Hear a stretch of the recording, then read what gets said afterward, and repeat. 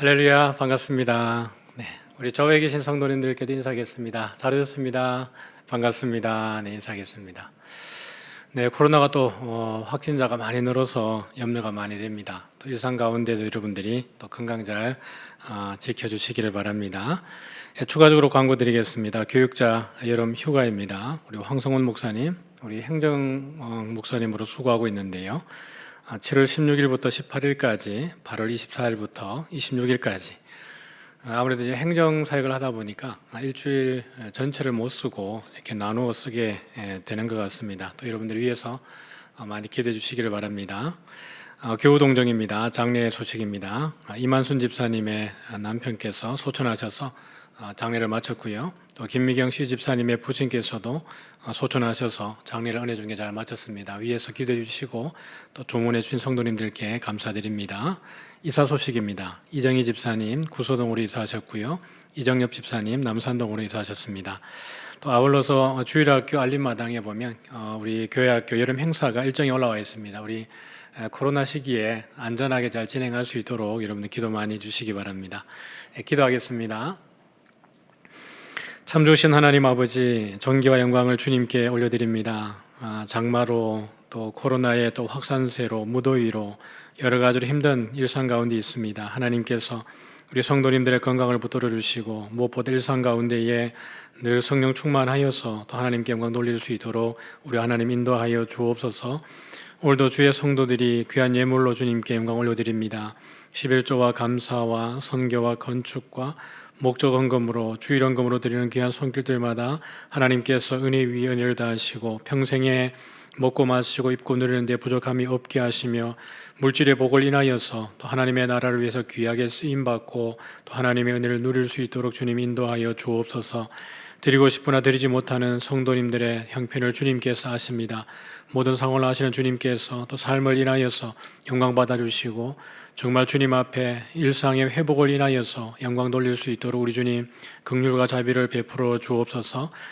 장례를 인하여서 슬픔 당한 가정을 주님께서 위로하시며 천국 소망으로 하나님 그 가운데에 평안도 주시고 소망도 주시기를 소원합니다.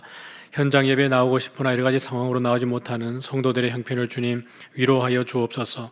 병상에서 또 출타 중에 또 직장 문제로 나오지 못하는 우리 여러 성도들의 아픈 마음이 있습니다. 주님 어디에 있든지 온라인으로 함께 할 때에도 동일한 은혜로 함께 하시기를 원하옵고 우리 주 예수님 이름으로 기도드리옵나이다. 아멘. 하나님 말씀은 갈라디아서 3장 14절 말씀 함께 읽겠습니다.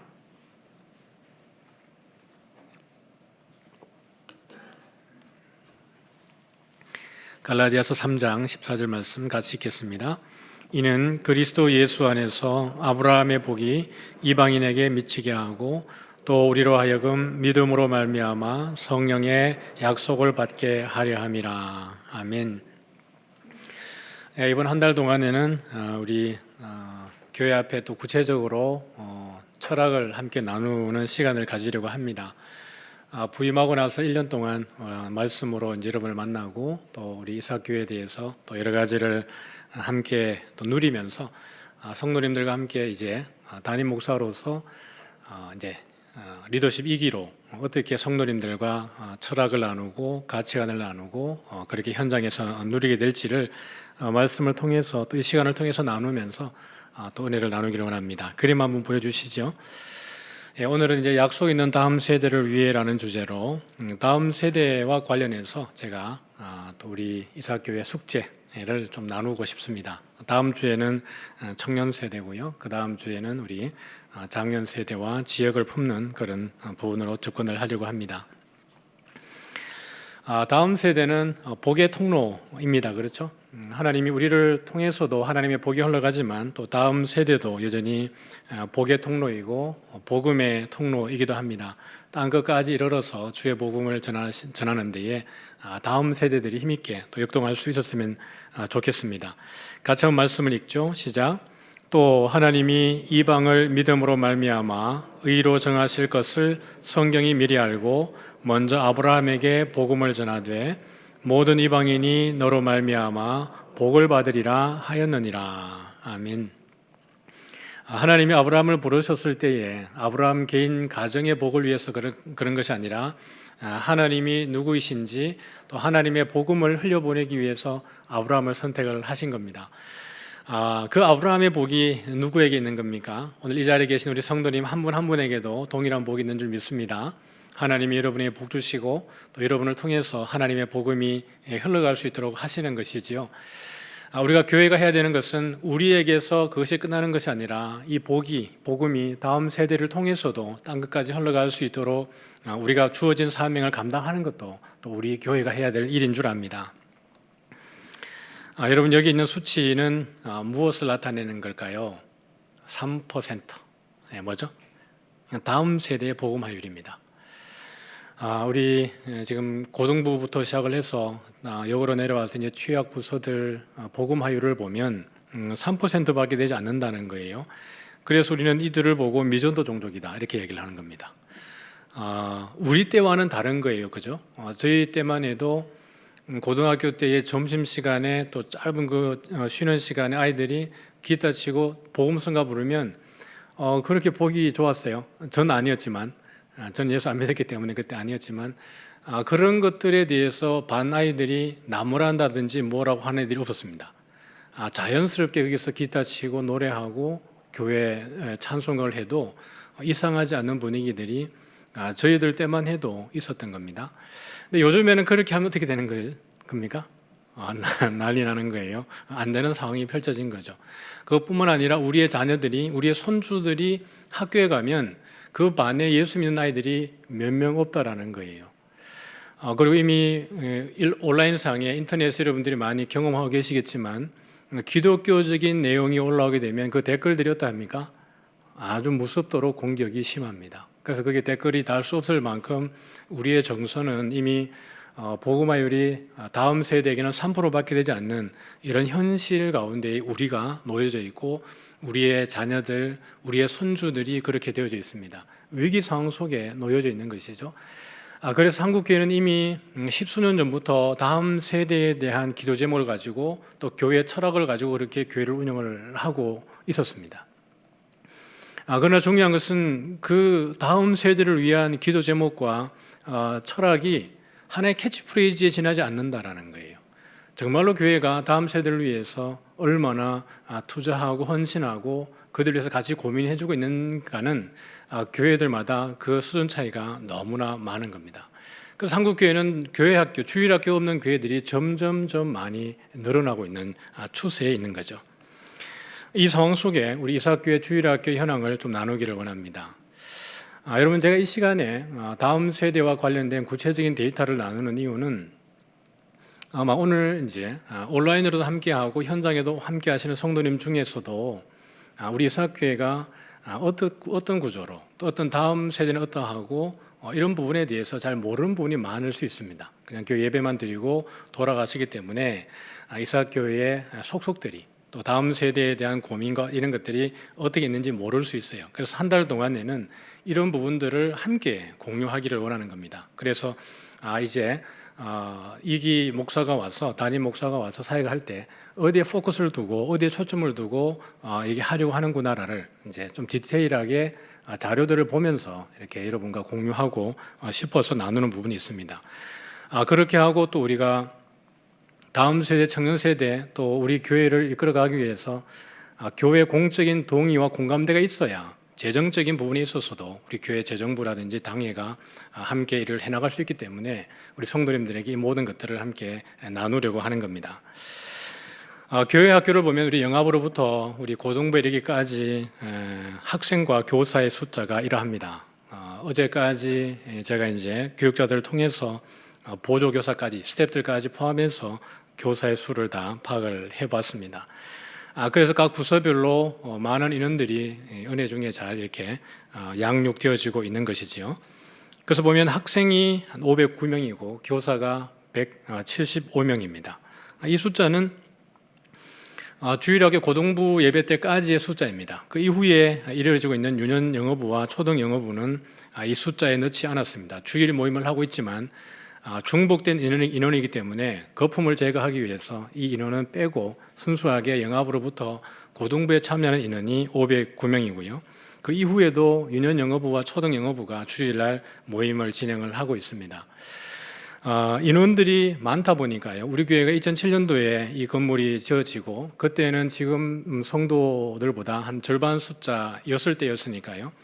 그때는 충분한 공간이었지만 이미 많은 부서들이 생겨지고 또 인원이 늘어나다 보니까 공간들에 대한 협소한 문제라든지 환경적인 문제에 대한 어려움들이 있습니다. 그래서 영화부는 이미 자체적으로 1부와 2부로 나누어서 예배를 드리고 있습니다.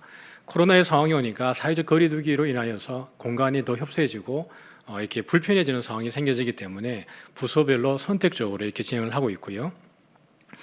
유년영어부 같은 경우에는 지금 키조홀에서 임시로 예배를 드리고 있습니다. 이 유년영어부는 스토리가 있죠. 드림센터 5층에서 예배를 드렸는데 기존에도 공간이 좀 부족했지만 거기에 스튜디오가 들어오면서 우리 다음 세대를 위한 유튜브라든지 영상 자료를 만들기 위해서 스튜디오가 들어오면서 공간이 거기에서 이제 빠지게 된 겁니다. 비대면으로 모임을 하지 않다가 대면으로 이어지면서 시작을 했는데 갈 때가 마땅치 않아서 지금 키즈홀에서 임시로 예배를 드리고 있습니다. 이제 대면 예배가 활성화되어지고 키즈홀이 운영되어지게 되면 여기도 고민이 되어지는 겁니다. 그만큼 이제 우리 교회가 고민해야 되는 부분은 고마운 거죠. 아이들이 없었어의 문제가 아니라 어떻게 보면 다음 세대들이 많기 때문에 고민해야 되는 영역이 있기 때문에 우리는 참 감사한 고민을 하고 있는 겁니다. 토요학교와 아기학교가 또 주중에 주말에 이어지고 있는데요. 여기에서도 토요학교 같은 경우에도 우리 교회 친구들뿐만 아니라 교회 다니지 않는 친구들도 여기에 많이 와서 같이 배우고 있습니다. 또 아기학교 같은 경우도요. 교회 다니지 않는 어머니들이 아기를 데리고 와서 같이 배우는 시간들이 있기 때문에 우리 다음 세대는 우리 교회 학교는 이 코로나의 상황 가운데에서도 복음 전도의 전초 기지 역할을 잘 감당하고 있는 겁니다. 참 감사한 일인 거예요. 그래서 우리 교회를 세대별로 한번 이렇게 구별을 해보면 이런 그래프가 그려집니다. 그래서 각 그래프들마다 보면 다음 세대 교회 학교죠. 그 다음에 청년 세대, 장년 세대와 신혼 세대, 시니어 세대가 각각 이런 퍼센테이지로 구성이 되어져 있습니다. 이렇게 보면 조금 더 한눈에 보기 쉽게 구성을 해보면 이렇게 두 카테고리로 나눠볼 수 있겠습니다. 신혼 세대와 그 다음에 청년 세대를 한 카테고리로 묶어보고요. 왜냐하면 같은 생활 문화권이라고 보고, 그 다음에 장년 세대와 시니어 세대를 한 카테고리로 묶어보면 두 개로 큰 분류를 나눴는데, 여러분 프로테이지가 어떠합니까? 예, 신혼 다음 청년 세대가 49%고요. 장년 시니어 세대가 51%입니다. 기가 막힌 균형 아닙니까? 여러분 이런 교회를 만들려고 해도 만들어지겠습니까? 하나님이 우리 교회에 진짜 크게 은혜 주신 줄 믿습니다. 그리고 잠재적 역동성을 가지고 있어요. 우리가 뭔가 할 수 있는 환경만 만들어주면, 지금도 열심히 하고 있지만요, 더 환경을 잘 만들어주면 더 역동성이 잠재되어 있는 것이 우리 이사학교회의 힘입니다. 자, 그럼에도 불구하고 우리가 고민도 해야 되겠죠. 여기서 만족할 것이 아니라 그럼 우리 교회가 고민해야 되는 영역은 어딘가라고 보면 코로나19 이전과 이후의 환경의 변화입니다. 코로나가 오기 전과 코로나가 왔을 때에 오고 난 이후에 그럼 우리 교회 학교에 또 다음 세대 가운데의 변화는 어떻게 일어나고 있는가를 봐야 됩니다. 이것은 2019년부터 2021년 3년간의 데이터입니다. 평균 출석률에 대한 데이터예요. 그래서 파란색은 여러분 이제 제적이고요. 초록색은 2019년의 평균 출석입니다. 그 다음에 회색이죠. 회색은 2020년 작년에 코로나가 왔을 때 평균 출석률이고, 그 다음에 노란색은 올해 3월까지의 평균 출석입니다. 그러니까 여러분 작년에요. 19년과 20년 그 사이의 출석률을 보면 여러분 생각보다 많이 떨어지지 않았습니다. 출석률이. 이것은 여러분 아주 특이한 현상입니다. 왜냐하면 대부분의 교회들에서 엄청나게 출석률이 떨어졌거든요. 청년 세대나 교육부서가 출석률이 현저하게 떨어졌음에도 불구하고 우리 이사학교의 출석률을 여러분 보시면 그렇게 심각한 상황으로 떨어지지 않았습니다. 그것은 우리 이사학교회가 정말 단단한 기초 위에 세워져 있다라고 하는 것을 보여주고 있는 거예요. 교회학교 교사들이 얼마나 부모님들에게 신뢰를 주셨는가예요. 교회학교는 부모님과 직결되어져 있기 때문에 이 코로나 위기 가운데에 부모님들이 교회를 믿지 못하면 안 보내주는 거예요. 그럼에도 불구하고 교회 학교가 출석률이 그렇게 떨어지지 않았고, 특별히 청년부도 그렇게 출석률이 떨어지지 않았다는 것은 우리 교회가 사역을 정말 튼튼하게 잘 해왔다는 것을 보여주고 있는 겁니다. 그리고 2021년을 보면 여러분 어떻게 되는 거예요? 또 거기에서 줄어들었습니다. 그럼 우리가 봐야 되는 것은 2020년과 2021년을 볼 게 아니라 19년과 21년을 봐야 되는 겁니다. 지금 상황은 코로나가 오기 전보다 많은 현상을 보여주고 있는 거예요. 뚝 떨어져 있는 겁니다.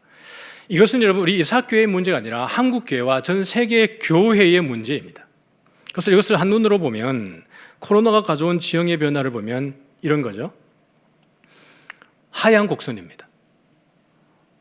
이게 한국교회 이제 교회 전문가들이 판단하기로 이제 코로나 끝나고 난 이후에 포스트 코로나가 되면 끝나고 나면 이때에는 우리가 코로나가 오기 전으로 돌아갈 수 있겠는가? 라고 생각을 해봤을 때 대부분의 전문가들은 힘들다라고 판단을 하는 겁니다. 그래서 코로나 이후에 지형 변화는 도대체 어떻게 될 것인가? 제 생각은 그들과 좀 다릅니다. 우리의 준비에 달려있다라고 저는 생각을 합니다. 우리가 어떻게 이 코로나의 시기 동안에 준비하느냐에 따라서 코로나가 끝나게 되었을 때에 대면 상황으로 완전히 전환되게 되었을 때 이 지형은 완전히 달라질 수 있다라고 저는 생각을 하는 겁니다. 코로나가 우리에게 준 것은 어떤 것입니까? 교회로 하여금 고민하게 하는 거예요. 뭘 해야 되고 어떤 걸 우리가 포기할 수도 있고 더 우리가 준비해야 되는 것인지에 대해서 코로나는 우리에게 하나의 숙제를 던져준 겁니다. 우리의 참 신앙을 돌아보게 하기도 했고요. 그러면 이러한 가운데에 하나님이 주는 메시지는 무언가, 이런 부분들을 우리가 진지하게 고민하고, 고민해서 끝나는 것이 아니라 대안을 만들어내는 것조차도 우리 교회가 가져야 되는 숙제인 줄 믿습니다. 교육자들의 사역 구조를 좀 나누기를 원합니다. 우리 전임 교육자들이, 남자 교육자가 목사님이 7분이고 우리 전임 전사님이 5분입니다. 교육 전사님들도 계십니다. 4분이 계세요. 각 부서를 맡고 있는데, 전임 교육자들의 사역 구조를 보면 우리가 지금 이런 상황 속에 있습니다. 전임 교육자 중에 절반 이상이 어떤 사역을 하고 있죠? 교구와 교회 사역을 겸하고 있습니다. 여러분, 이것이 우리에게 어떤 내용을 던져주고 있는 걸까요? 여기 이제 교사들이 계시다 그러면 여러분, 제가 교사들에게 한번 여쭤보겠습니다. 교육자가 여러분 그 한 부서만 맡기를 원하세요? 아니면 다른 부서도 맡기를 원하세요? 물어뭐 하겠습니까? 그냥 한 부서 맡기를 원하죠. 저도 여러분 20살 때부터 48까지 부교육자로 안 해본 사역이 없습니다. 다 해봤죠. 여러분, 그런데 가장 손이 많이 가는 부서가 어디입니까? 교회 학교입니다.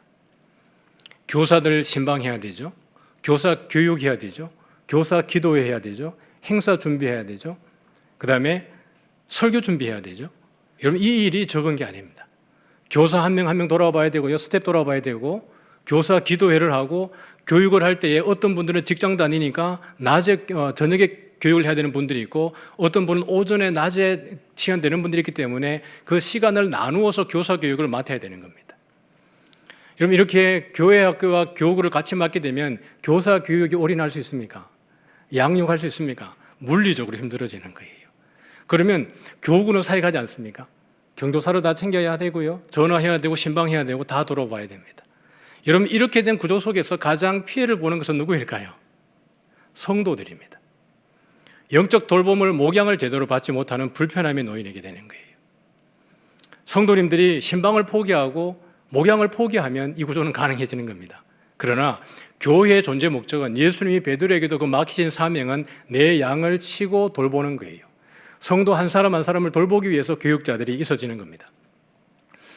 아니, 코로나로 인해서 성도들이 줄어드는데 왜 교육자는 늘려야 된다고 말을 하는 거야? 라고 질문할 수 있습니다. 실제로 한국 교회 안에 지금 현재 코로나로 인해서 많은 성도들이 줄어들기 때문에 교육자를 감축하는 교회들이 많습니다. 교육자 인원을 줄여내는 거예요. 부서를 통합하는 겁니다. 여러분, 그러면 어떤 현상이 일어나게 될까요? 교회는 더 위축되게 될 뿐입니다. 저는 군대에 있을 때 기름을 담당했습니다. 3종 유류 담당을 했어요. 그 유류 담당할 때 주변에 있는 분들이 그런 이야기했습니다. 야, 너 제대할 때 집 한 채 가져 나가겠다 그랬어요. 그게 무슨 말일까요? 장부 정리하면 재산이 늘어나요. 제가 딱 보니까 들어가서 보니까 나쁜 마음 먹고 작심하고 장부 잘못 정리, 일부러 의도적으로 왜곡하고 정리하면 집 사겠어요. 근데 그렇게 하진 않았습니다. 그런데 기름을 보면 이 작은 통에 있는 이런 통에 있는 기름이 보통 자뷰라고 합니다. 자뷰, 특수 자뷰라고 얘기합니다.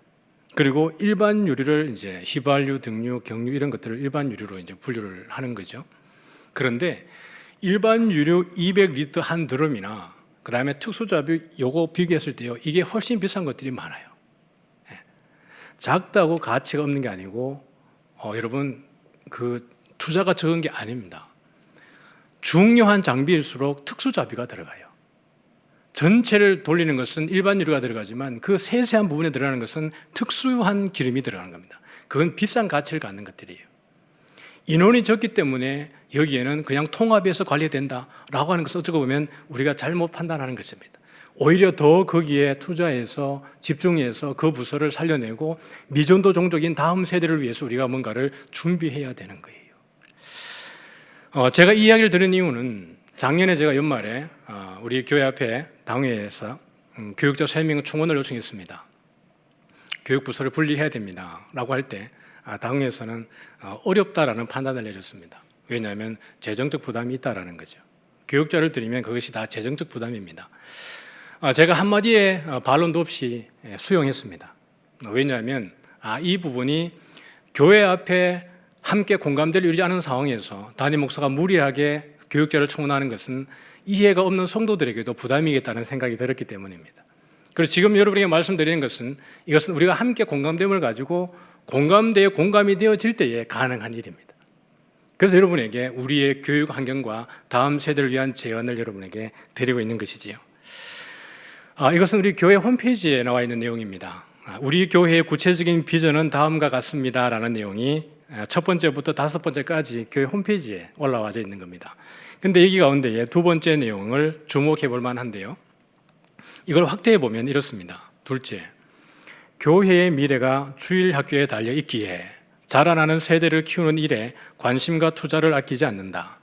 부서마다 전담 교육자를 두고 특별히 청소년들과 청년들을 양육하는 일에 집중한다. 이것은 제가 이게 와서 만든 워딩이 아니고 이미 우리 교회가 추구하는 비전의 한 부분입니다. 그러므로 이제는 하나님의 때가 되었다라는 생각을 합니다. 정말 우리가 다음 세대를 위해 준비하고 정말 아낌없이 투자해야 될 때가 되었다. 그리고 이것이 하나의 캐치프레이즈에 있는 것이 아니라 실질적으로 우리 교회가 이것을 위해서 무언가를 액션을 취할 때가 되었다라는 생각을 하게 되는 겁니다. 우리는 이 이삭교회 안이라고 하는 공동체 안에 이미 익숙해져서 별 어떤 느낌이 없는지 모르겠지만 저에게는 보이는 부분들이 참 많습니다. 우리 교회가 가지고 있는 역동성과 힘과 에너지와 하나님이 예배하신 그 은혜들이 저에게는 너무 많이 보이는 겁니다. 아마 여러분들도 누리시겠지만요. 그러나 우리가 때라고 하는 것, 골든타임이라고 하는 것이 있는데 그 때는 우리가 함께 기도하는 가운데 함께 발견해야 되는 것도 우리의 숙제인 줄 믿습니다. 제 눈에는 그것이 자꾸 보여서 말씀을 드리는 것이지요. 제가 인터넷 찾다가 이 설교를 준비하고 여러분에게 프리젠테이션을 준비하면서 제가 궁금한 것이 있었습니다. 호수와 연못의 차이는 무엇일까? 그러니까 세상 사람들이요, 저보다 다 똑똑해요. 그런 궁금한 것들은 인터넷에 다 있어요. 그래서 제가 검색해 보니까 이게 있고 제목도 있었어요. 제가 원하는 제목이 그대로 있었습니다. 연못과 호수의 차이는 무엇일까요? 그러니까 참 사람이 생각이 다 똑같은 것 같아요. 저도 이 생각을 했는데 이걸 생각하고 이미 연구해 놓은, 연구라기보다는 레포트해 놓은 자료들이 있어가지고 제가 관련 그 출처까지 제가 올렸습니다. 그런데 이 내용 가운데에 이런 질문을 해뒀더라고요. 연못과 호수를 구분하는 세 가지 질문. 그러니까 어떤 것이 연못이고 어떤 것이 호수인지를 구분하는 질문을 해놨는데요. 첫 번째 보면 햇빛이 수역의 가장 깊은 지점 바닥에 도달합니까? 라는 거예요. 그러니까 햇빛이 들어와서 그것이 그 바닥까지 비춰집니까? 라는 질문입니다. 비춰지면 뭐예요? 연못이고요. 안 비춰지면요? 호수라는 거예요. 두 번째는 수역의 작은 물결, 파도가 30cm보다 작게 일어나나요? 아니면 크게 일어나나요? 작게 일어나면 뭐예요? 연못이고 크게 일어나면 호수예요. 갈릴리 호수 가보니까 와, 그 풍랑이 일어나니까 배가 뒤집어질 것 같아요. 호수는 풍랑도 큰 거예요. 세 번째는 뭐죠? 수역의 온도가 비교적 균일한가요? 균일하면 뭐예요? 연못이고 균일하지 않으면 호수예요. 작으니까요, 여름 뜨거운 햇빛을 종일 받고 나면 물이 어떻게 합니까? 따뜻합니다. 온천수같이 따뜻해져요. 그런데 호수는 어떻게 하죠? 물이 깊은 곳에서는 물이 차갑고요. 물 가에는 그냥 미지근합니다. 온도가 달라요. 그래서 이 세 가지 질문에 전부 다 예스가 되면, 예가 되면 이건 뭐죠? 연못이고, 하나라도 뭐가 되면 이 고민해야 되는 영역이에요. 이걸 호수에 넣을지 연못에 넣을지. 그럼 여러분, 우리 교회는 호수일까요? 연못일까요? 모르겠어요. 저는 저수지 같아요. 그 중간 단계 이렇게 같아 보여요. 이미 우리는 연못을 지났습니다. 우리 교회 볼륨이면, 교회 학교 볼륨이면 연못은 지난 거예요. 그럼 여러분, 연못에 들어갈 수 있는 어종과 또 생물과 호수에 들어갈 수 있는 어종과 생물의 양은 같아요, 달라요? 다른 거예요. 우리 교회는 미전도 종족인 다음 세대를 위해서 호수를 지향해야 됩니다. 여러분, 그렇지 않습니까? 우리가 그래도 이 연못이 좋지, 운치가 있지, 그냥 연못으로 가자. 그러면 그건 안 되는 거예요. 거기에는 더 많은 어종이, 더 많은 생물이 거할 수 없는 거예요. 우리가 사람 낚는 업으로 예수님께서 우리를 부르셨을 때에 믿지 않는 많은 이들을, 다음 세대를 살려내기 위해서 우리는 어떻게 보면 이 호수를 바라보고 더 많은 것들을 그려내야 되는 거예요. 큰 그릇을 가진 이가 많은 걸 담을 수 있습니다. 작은 그릇에는 많이 담고 싶어도 흘러 넘치는 거예요. 우리 교회가 여러분, 교사들이 얼마나 훌륭한지 아십니까? 교사들의 열정과 교사들의 에너지가 우리 교회가 참 멋있습니다. 그리고 교육자들도 아주 탁월하단 말이에요. 이런 좋은 교사들과 교육자들 밑에 들어와서 많은 아이들이 양육받고 정말 그들이 말씀 안에서 땅끝까지 복음을 흘려내는 대로 다시 양육되어지기를 소원하는 겁니다. 우리 교회가 그런 부분으로 다음 세대를 키워내는 데에 우리 교회가 주님께 쓰임받고 자랑이 되었으면 좋겠습니다. 하나의 대형 참사가 일어나는 데에는 동일한 원인 때문에 일어나는 29번의 경미한 사고 부상이 일어난다라고 얘기를 합니다. 하나의 큰 사고가 일어나는 데에는 같은 원리 때문에, 같은 이유 때문에 작은 사고들이 29번이 일어나더라는 거예요. 그런데 이 29번의 작은 사고가 일어나기 전에 사고는 아니지만 같은 원인 때문에 사고가 일어날 수 있는 예상, 징조가 300번이 일어나더라는 겁니다. 그래서 여기 보면 300번의 징조와 29번의 경미한 사고가 일어났을 때 이 기간은 어떤 기간이라고 보는 거예요? 사전 대응의 필요성을 가지는 기간이라고 보는 거예요. 그렇게 이것을 대응하게 되었을 때 한 번의 큰 사고를 예방하는 겁니다. 이번에 미국의 그 건물이 이렇게 붕괴되었지 않습니까? 근데 그것이 하루아침에 무너진 것 같지만 몇 년 전에 이미 그 건물 안전 진단을 했을 때 어떤 진단이 나왔습니까? 위험하다, 붕괴될 수 있다라는 진단이 나왔어요. 그리고 이것을 다시 재정비하기 위해서는 몇백억의 돈이 들어간다라고 판단이 나왔습니다. 그런데 건물주가 어떻게 판단하는 거예요? 돈이 아까운 거죠. 그렇게 해서 그것을 미루고 하지 않다가 갑자기 집이 무너지니까 대형 참사가 나는 겁니다. 건물 전체를 철거해야 되는 일이 벌어지게 되어지는 거예요. 이게 중요한 것은 이미 같은 원인이 반복적으로 발생하고 있고 사인을 주고 있다라는 이야기예요. 여러분, 이 법칙이 뭐예요? 하인리히 법칙입니다. 미국의 보험사 하인리히가 이 보험 설계를 담당하면서 산업재해 담당이었습니다. 이 사람이 자기 이 고객들의 통계를 잘 조사하다 보니까 이런 법칙이 나오는 거예요. 이건 이미 예고가 되어지고 있구나라는 거죠. 사랑하는 성도 여러분, 다음 세대에 대해서 한국교회는 이미 10수년 전부터 이야기하기 시작했습니다. 다음 세대가 중요하다. 다음 세대를 우리가 살려내야 된다. 이것은 이미 한국교회가 말해왔습니다. 그리고 한국교회 주일학교는 사라져가고 있고 이것은 교회 위기라고 말을 해왔습니다. 그런데 교회들은 어떤 판단을 하고 있는 거죠? 우리 교회 말고요. 한국교회가 어떤 판단을 하고 있는 겁니까? 재정을 아끼느라고 다음 세대에 투자를 하지 않는 겁니다. 여러분, 아이들이 적으면 장비가 덜 필요하고 아이들이 많으면 장비가 더 좋은 게 필요합니까? 아니에요. 아이가 적거나 많으나 필요한 장비는 똑같은 겁니다. 그런데 그 장비를 들려니 돈이 들어가는 거죠. 아, 비싸다. 하지 말자. 그냥 OHP 써라. 그리고 보이지도 않는 그런 프로젝트를 보내면서 화면 화질도 떨어지는 그런 걸 가지고 안 나올 때까지 써라는 거예요. 여러분, 집에서는 여러분 TV에 화질이 어떻습니까? 현장감 있게 진하지 않습니까? 근데 교회 와서 보면 그림의 이미지가 뭔지 보이지 않는 그런 화면을 보게 내버려 두는 거예요. 그리고 그것을 바꾸면 몇백이 필요하죠. 그걸 아끼다가 교회 학교를 문 닫는 거예요. 여러분, 어쩌면 우리 교회 안에도 더 많은 재정적 투자가 필요한지도 모르겠습니다. 이미 우리 교회도 교회에 건물이 지어진 지가 2007년이니까요. 여러분, 우리가 가지고 있는 모든 장비들은 소모품입니다. 시간이 지나가고 세월이 지나가면 바꿔야 되는 타이밍이 온 거예요. 이미 교회 학교 음향이라든지 영상이라든지 시스템이 바꿀 때가 되었습니다. 이걸 우리가 계속해서 유보한다 그러면 어떤 일이 벌어지겠습니까? 부모님들이 답답해하겠죠. 왜 교회가 이런 데에 관심을 안 가져주는가라고 하소연할지도 모르겠습니다. 이런 부분들에 대해서 우리가 먼저 앞서가서 예방하는 거예요. 실제로 제가 들었던 이야기입니다. 이 하인리히 법칙은 소잃고 양간 꽂힌다는 데에 많이 인용되는 법칙입니다. 어떤 교회에 이런 일이 있었던 거예요.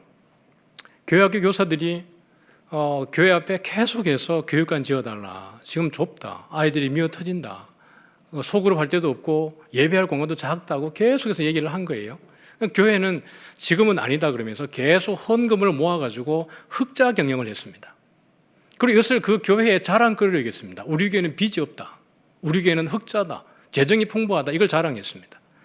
그러다가 어느 순간에 교회가 결정을 하고 자, 이제 교육관 짓자라고 딱 지었습니다. 멋지게 몇십억을 들여가지고 건물을 지었습니다. 어떻게 됐겠습니까? 아이들이 없는 겁니다. 이미 그 사이 아이들은 교회를 떠나고 오지 않고 교사들은 내려놓고 봉사할 사람들이 사라진 겁니다. 건물은 몇십억을 지어가지고 너무 잘 지었는데 거기 들어갈 애들이 없고 교사들이 없는 거예요. 여러분, 실질적으로 있는 일입니다. 시간이라고 하는 것, 타이밍이라고 하는 것은 우리를 기다려주지 않는 겁니다. 우리에게 지혜가 있다고 하는 것은 이 다음 세대, 우리가 맡게 된 세대를 어떻게 양육할 건가를 판단하고 실질적인 대안을 마련하는 것까지도 우리의 역할이라는 것이죠. 여러분, 이겨본 사람이 이길 확률이 높습니다. 게임에서, 시합에서 그러합니다. 여러분, 그래서 전적은 무시 못하는 거예요. 승률은 무시 못하는 겁니다. 그래도 저도 프로는 아니지만 그 교육자들 세계에서는 족구 선수였습니다. 몇 년 동안 전국을 우승을 했죠.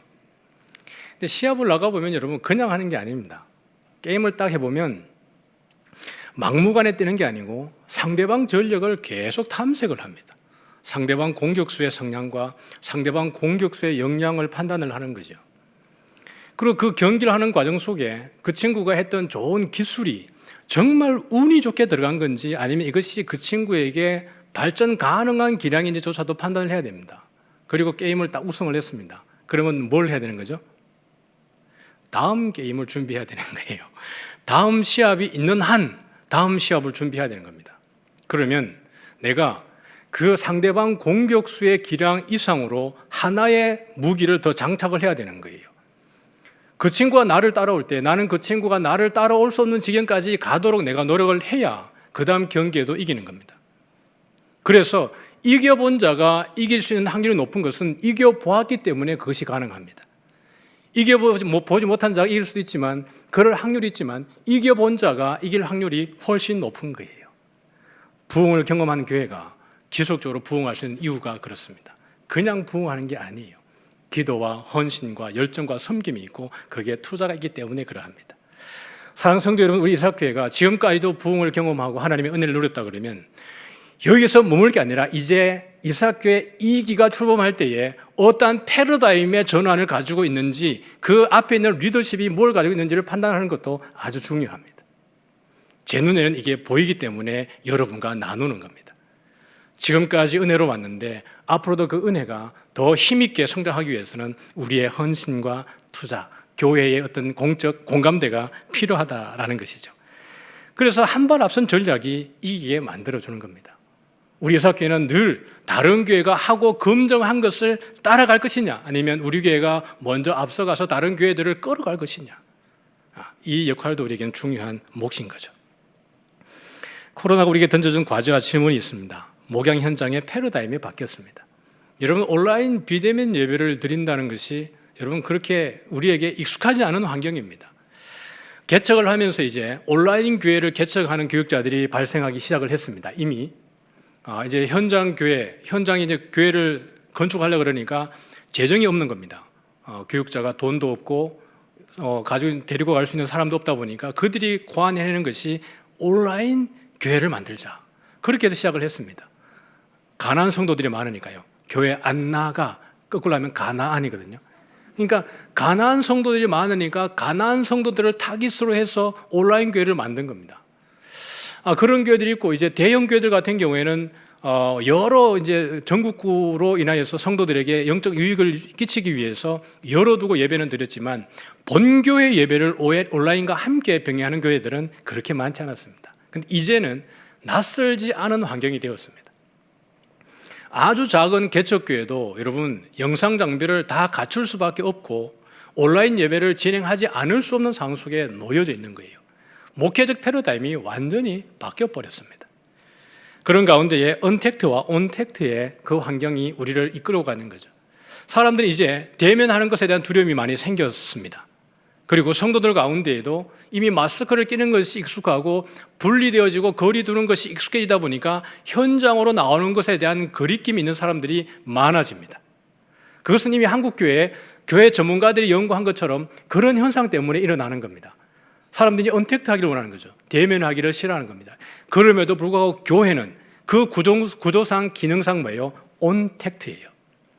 온라인으로 대면하든지 아니면 현장에서 대면하든지 교회는 대면하고 모이는 공동체입니다.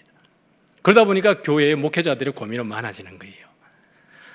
교회학교 여러분, 교육자들이 여러분 미디어 플랫폼을 만들기 위해서 얼마나 많이 고민하는지 아십니까? 우리가 유튜브를 만들면 어느 교육자는 할 것 없이 여러분 우리 유튜브 가서 이사교회 주일학교 치면 모든 부서들마다 교육자들이 이 영상을 만들어서 교회에 나오지 않는 어린이들, 부모님들을 위해서 영상을 만들어내고 있는 거예요.